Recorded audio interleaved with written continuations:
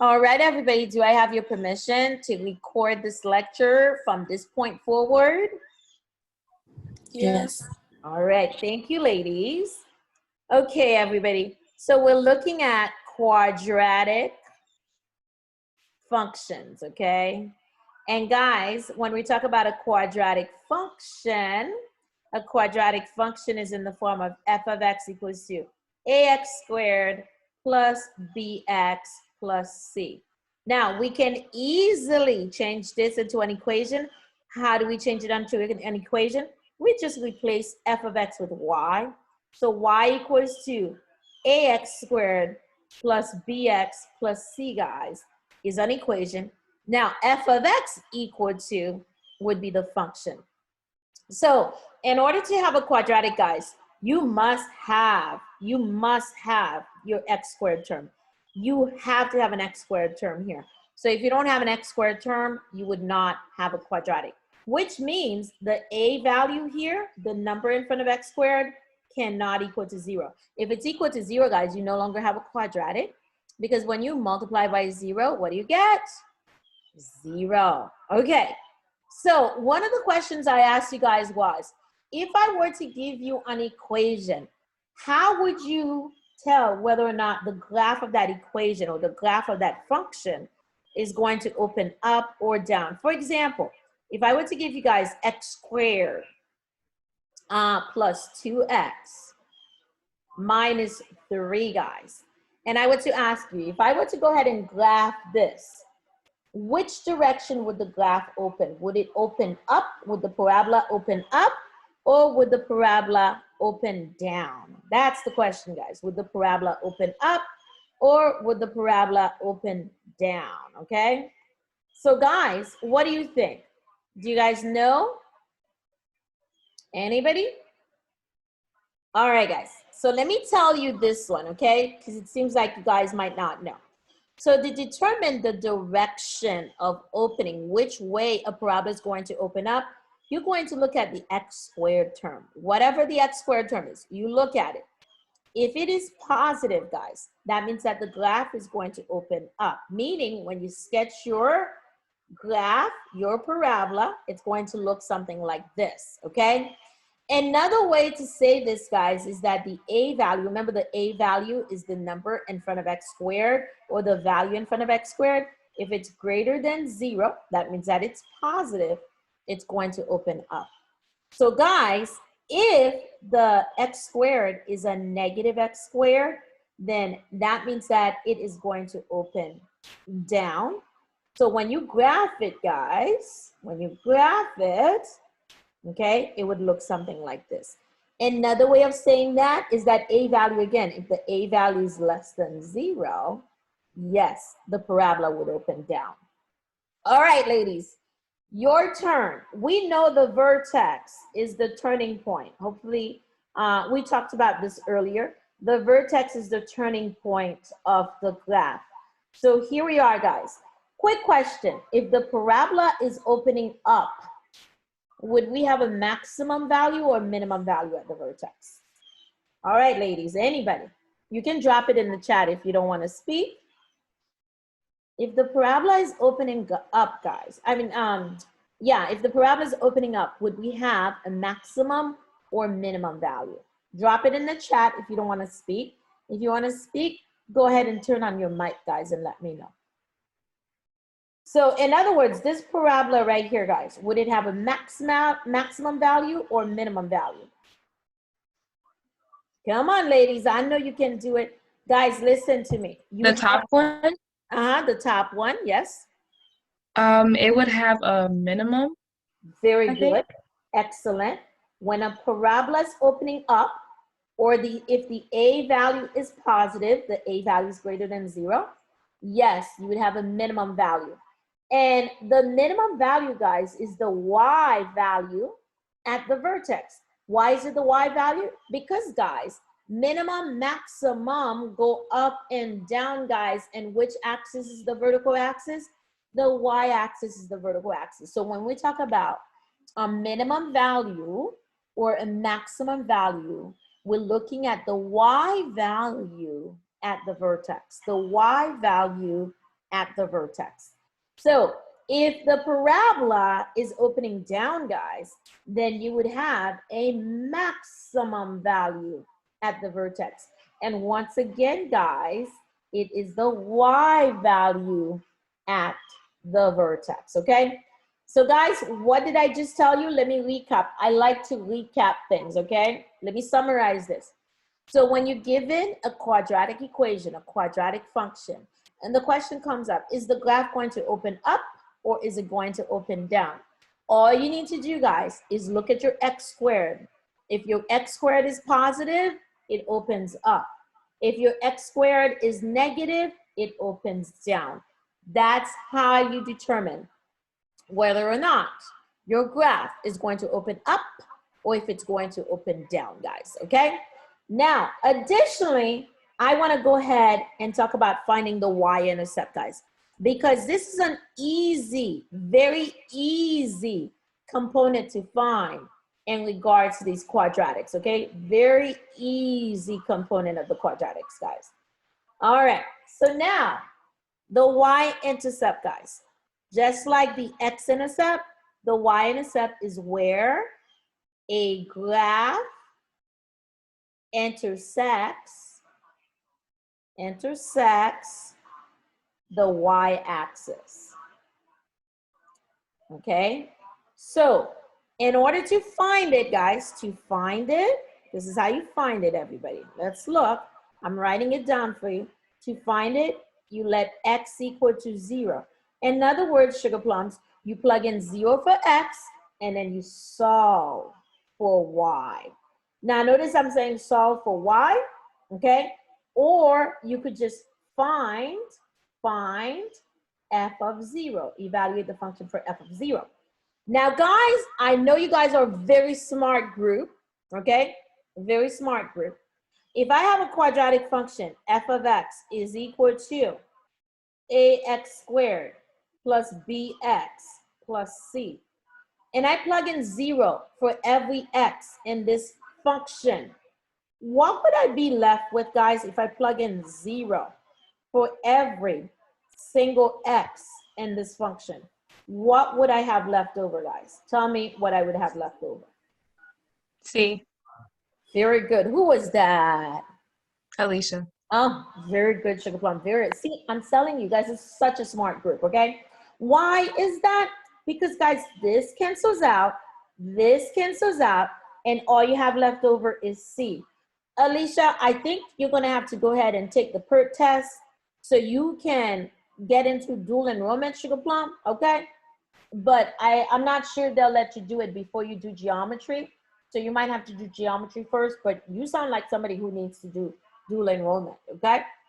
So guys, basically what I'm telling you is this: the y-intercept, look at this, guys. The y-intercept, when you have your quadratic in this form, is basically the C value. Now, it is a coordinate point, 0 for the x, and then the C value, guys, will create the coordinate point. So 0 comma C. And C, does anybody know what C stands for when we talk about it within the context of an equation, within the context of math? What does the letter C represent? Does anybody know? Because I know you guys are a smart group. Y. Come on, Sugar Plum. Even if you have it wrong, just tell me. It's Y. It's what? Y. Why? Okay, I got that. I get where you're coming from. By the way, ladies, listen, when you say your answers, say them with confidence. Even if you're wrong, say it with confidence. Okay, ladies? Always, even if you're wrong. Because guys, let me tell you, they have lots of confidence. Whenever they say the answers, it's like, okay, here's my answer. I know I'm right. Even if I'm wrong, I know I'm right. Okay? So ladies, say it with confidence. Okay? So guys, here's something for you. Okay? C stands for the constant term. See, I spoke about the C term yesterday. I didn't speak about it today because you guys are way ahead of the other group, okay? C is the constant term, C for constant. By the way, guys, you took the PSAT back in October, okay? Besides C, another variable we use to represent the constant is K. So when you see K, guys, K is referring to a constant. That's a number that will never change, okay? So now that I've given you all this information about finding the y-intercept, to find the y-intercept, you go into the equation, guys. You plug in 0 for every single x. So let's look at this equation right here, guys. What is the y-intercept? Somebody tell me what the y-intercept is. Or guys, drop it in the chat. What is the y-intercept, guys? You guys drop it in there. What's the y-intercept? Give me the value for the y-intercept of that equation I have at the top. What's the answer? Everybody, drop it in the chat for me. I think somebody else just joined us. Let me see here. SLPS student guest. SLPS student guest, can you go ahead and drop your name in the chat, please? There's a chat at the bottom. You can't miss it. It says chat at the bottom. Just drop your name, Sugar Plum, so we know who you are. Nobody's gonna give me an answer? Wouldn't it be 3? You're almost there, Mimi. Try it again. One more time, Sugar Plum. One more time. Think hard, Mimi.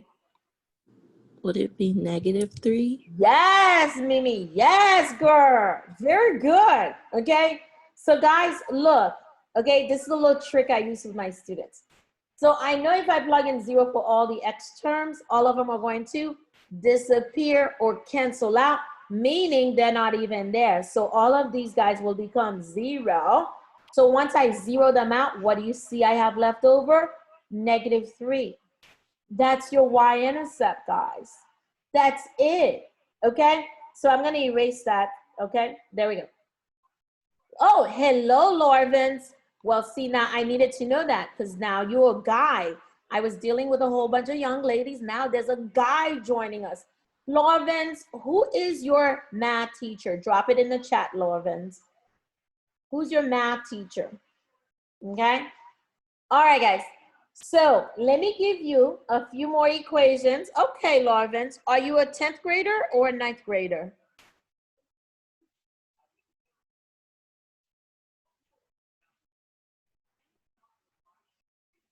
Tenth grader. Okay, very good. Minus 10x plus 2. Okay, guys, here's another one. You guys tell me what the y-intercept is. What's the y-intercept, guys? By the way, I'm writing it as a coordinate point so you can see the actual point. Okay, you guys drop it in the chat. What's the y-intercept on this one, guys? Wouldn't it be +2? Oh, excellent. Wow. Okay. I think that was you again, Mimi. Excellent. Okay. Now, I'm going to give you another one, guys. Okay. And I want you to just drop it in the chat. Don't say what it is. I want everybody to drop it in the chat. X squared minus 2. And, oh, I'm going to leave it right there. I'm going to leave it right there. X squared minus 2. What's the y-intercept on this one, guys?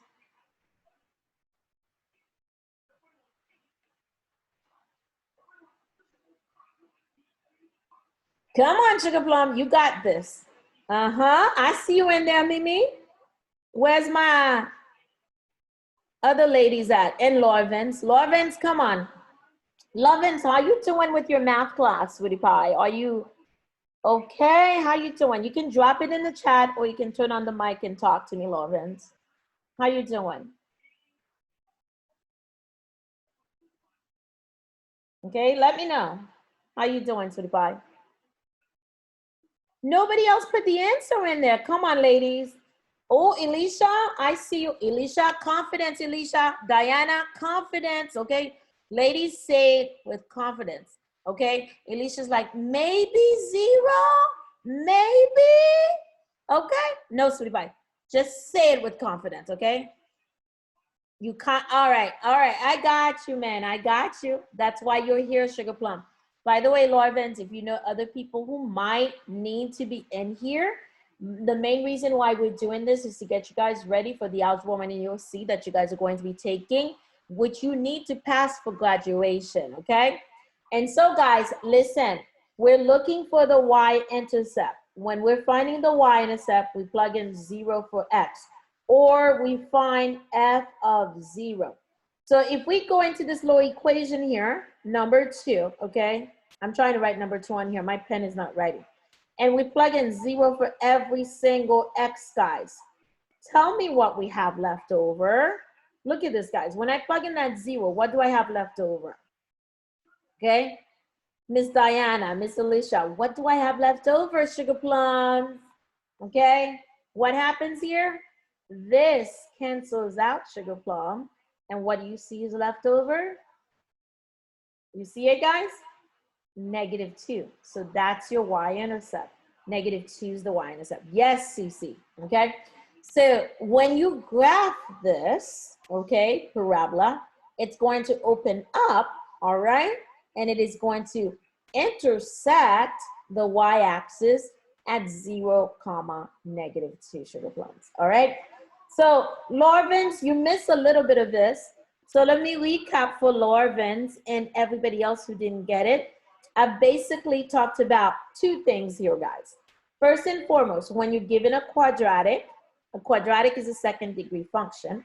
When you're given a quadratic, to determine if your quadratic is going to open up or down, you look at your x squared. If your x squared is positive, the graph is going to open up. If your x squared is negative, the graph is going to open down. Now, my ladies didn't know what the name of the graph of a quadratic is called. I think one lady knew the answer. The graph of a parabola is called, Shazam, the graph of a quadratic is called a parabola, Lorvins. A parabola, Lorvins, okay? Parabola, all right? And so we mentioned maximum, we mentioned minimum, all right? We also mentioned the term vertex. It's important to know these terms, Lorvins, because when you take the exam, you will see these terms on the exam, so you need to understand what they mean, okay? So just to recap, the graph of a parabola can open down or it can open up. Now, the turning point where the graph turns, that's like the valley in the graph or the peak in the graph is called the vertex, guys. That's your turning point, the turning point, or the peak or valley, that's called the vertex. At the vertex is where you would find the max or min value. If the graph is opening up, you would have a minimum value. However, if the graph is opening down, you would have a max value.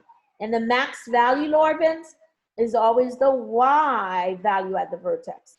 The vertex is a point. So whatever the y component of the vertex is, that is your maximum value if it's opening down. Now, if it's opening up, whatever the y value of the vertex is, that is your minimum value. All right? Now, the last thing we looked at is this, okay? How do we find the y-intercept? As in where the graph intersects the y-axis.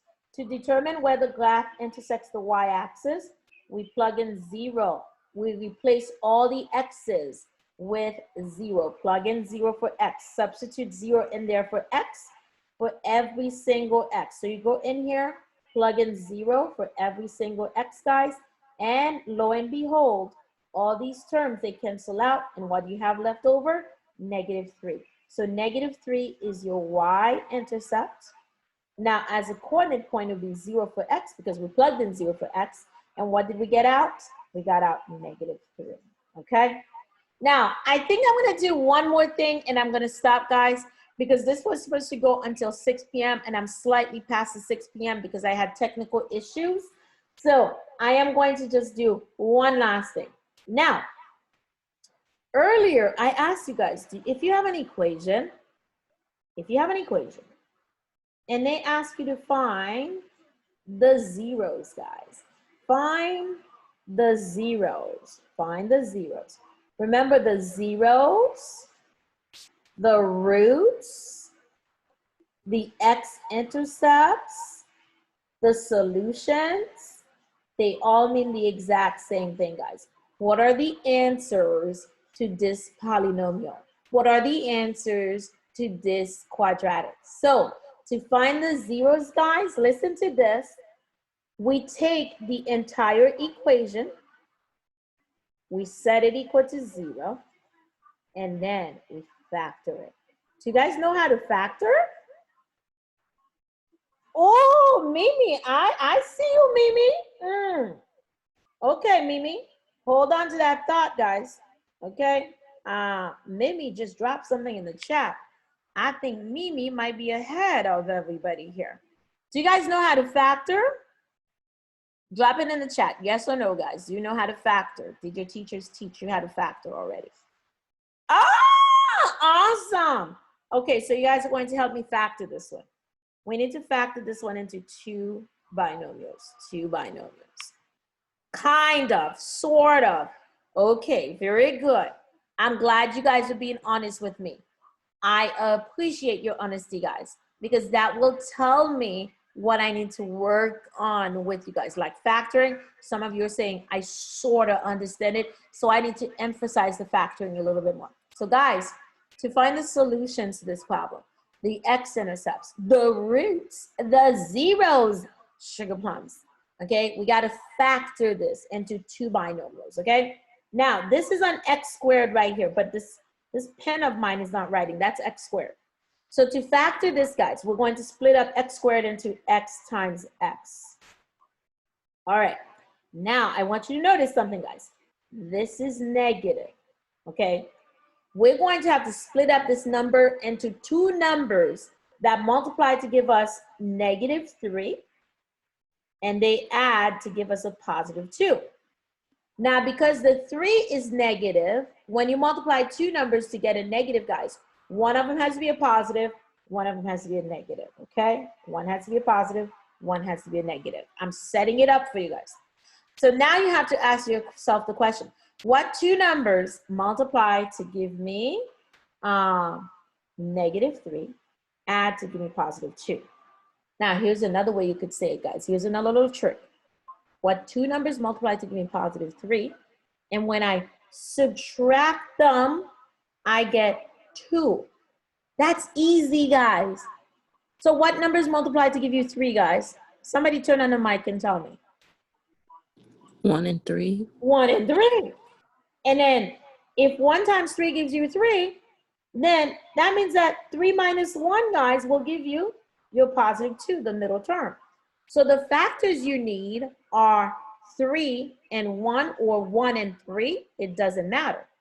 But you got to decide which one's going to be positive, which one's going to be negative. Listen to this, guys. You see how the middle one here is a +2?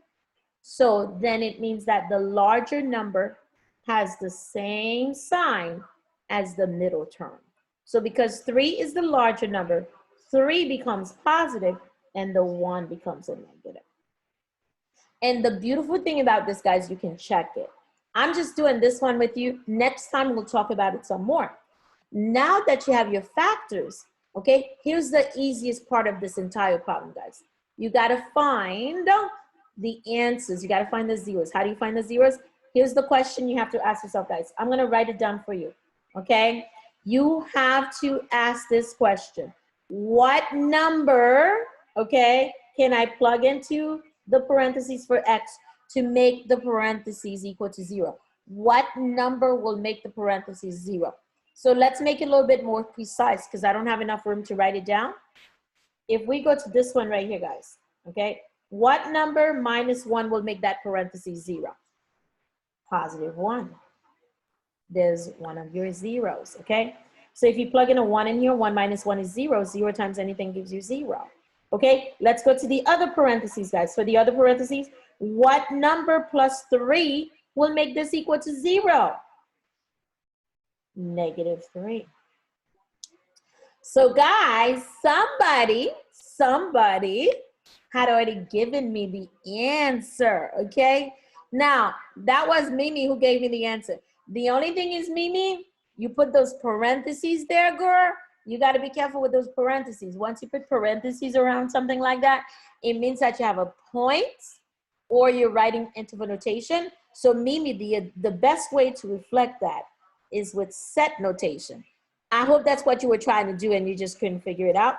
So use the braces. Yes. Oh, okay, I got you. See, I got you, Mimi, I got you, all right? So guys, I'm gonna, you know what? I need to do one more, guys. I feel like if I let you guys just go like that, okay, you're going to have an issue with me. So let me just do one more, guys, and I'm gonna keep it easy, okay? X squared plus 3x plus 2, okay? So we're gonna take that quadratic, guys, set it equal to 0, and we're gonna solve it, guys. We're gonna factor it in order to be able to solve it. So we split up x squared into x times x. You notice how this is positive? We're going to have 2 positive factors. So here's the big question. What 2 numbers multiply to give me 2 and add to give me 3? You guys tell me, what are those 2 numbers? What 2 numbers multiply to give me 2 and add to give me 3, guys? Come on, sugar plums. Oh, come on. Don't give up on me now. Okay, Alicia says 1. What's the other one, Alicia? Oh, there you go, Mimi. Mimi is on top of this. Okay, Mimi, I see you. Lorvins, how you doing, sugar plum? Okay. I'm good? Okay, all right. So guys, look, the 2 numbers that multiply to give you 2 and add to give you 3, 1 times 2, 2. 1 plus 2, 3. Now you have the factors, Lorvins. So you got to ask the question, what number plus 1 for the first parentheses will give me the answer? Yes, Mimi, you definitely got the answer, girl. Yes, you do. Okay. Negative 1 plus 1 will give me 0. So now you go to the second parenthesis. What number plus 2 will make that one? Yes, Lorvins. There you go. And when you write your answer, guys, you can write it in set notation like that, okay? And guys, just like that, I am going to go ahead and stop the video.